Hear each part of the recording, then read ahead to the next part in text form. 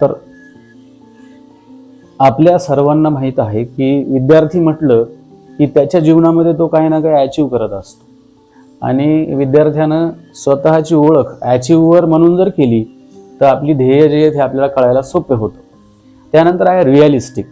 आपलं ध्येय जे आहे हे वास्तववादी असलं पाहिजे.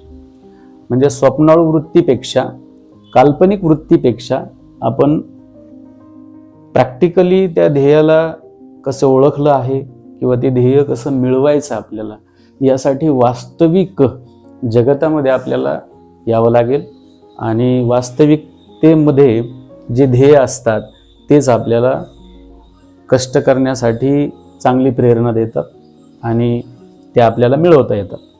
त्यानंतर प्रत्येक ध्येयाबद्दल एक ठराविक वेळ असतो. म्हणजे नियोजनामध्ये जेव्हा ध्येयाचं नियोजन आपण करतो तर त्या ध्येय नियोजनामध्ये सगळ्यात महत्त्वाची गोष्ट आहे वेळ. जगातली सगळ्यात सुंदर गोष्ट कोणती तर वेळ. आणि वेळ ही आपल्या ध्येय प्राप्त करण्यासाठी वेळेबद्दल आपण खूप प्रिकॉशन्स राहिले पाहिजे. आपल्या ध्येयाबद्दल आपण वेळेमध्ये त्याची काउंटिंग केली पाहिजे.